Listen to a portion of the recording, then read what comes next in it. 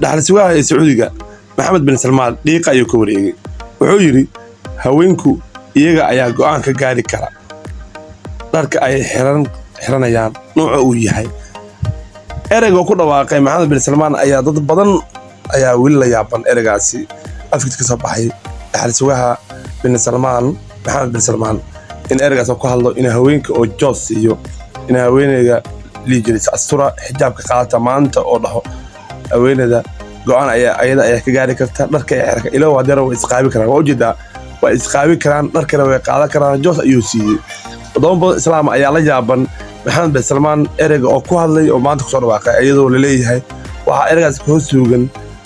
yuhuud iyo Mareykan ayaa ninkan dabada ka riixaya raba in dalkaasi ka dhigaan dad maartay haweenkoodii iska qaqaawan yihiin oo dad iska caadi qaataan is asturin sababtoo madaxweynadan oo islaama Maxamed bin Salmaan ereygaas ma ku hadlay ma dhihileen haweenka ayaga ayaa joos iska leh dharka ay qaadan karaan ayaga ayaa yaqaan macnaha waxa waaye ama wax xijaab ay qaadan karaan ama waxay qaadan karaan dhar caadi oo ama daro isqaabi karaan ayadoo ereygaasi oo ku dhawaaqay la yaabay dad badan ilaa hadeer ay ku tahay ama ka ku tahay in madaxweyne islaam wadan islaama boqortooyadii halkii kacbada ay ku taalay in maanta haweeneydii qof walba dhig karo joos ayuu leeyahay way isqaabi kartaa dharkeerta ay qaadan kartaa ereyga ka soo yiri Maxamed bin Salmaan dad badan ayaa dhagaha faraha gashay oo maanta waa la yaabaya baraha bulshada isaga ayaa qabsaday in Maxamed bin Salmaan dumarka Sacuudiga degan joos iyo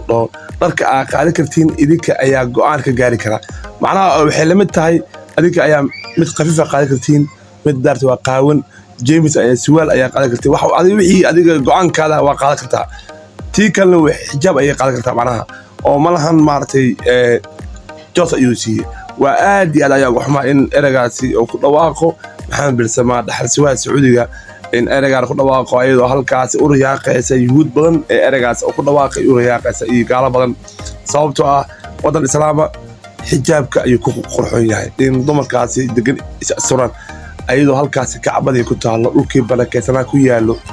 shaqare muuqaalkaasi Maxamed bin Salmaan ereyga ku dhawaaqay waa erey aad iyo aad maartay lagu xumaado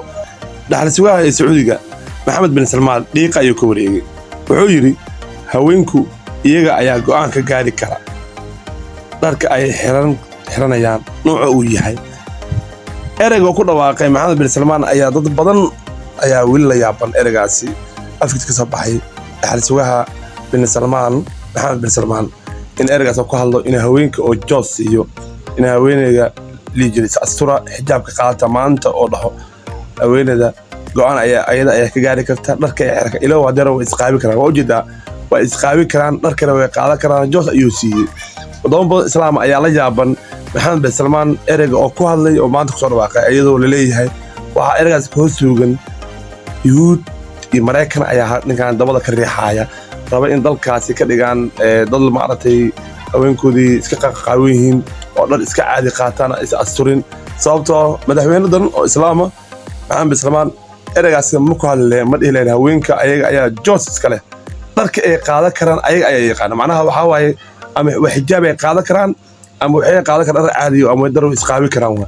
ayadoo ereygaasi oo ku dhawaaqay la yaabay dad badan ilaa hadeer ay ku tahay ama ka ku tahay in madaxweyne islaam wadan islaama boqortooyadii halkii kacbada ay ku taalay in maanta haweeneydii qof walba dhig karo joos ayuu leeyahay way isqaabi kartaa dharkeerta ay qaadan kartaa ereyga ka soo yiri Maxamed bin Salmaan dad badan ayaa dhagaha faraha gashay oo maanta waa la yaabaya baraha bulshada isaga ayaa qabsaday in Maxamed bin Salmaan dumarka Sacuudiga degan joos iyo dharka ay qaadan kartiin idinka ayaa go'aan ka gaari kara macnaha waxay la mid tahay adinka ayaa mid qafiif ah qaadan kartiin mid daarta waa qaawan James ayaa suwaal ayaa qaadan kartay wax wixii adiga go'aankaada waa qaadan kartaa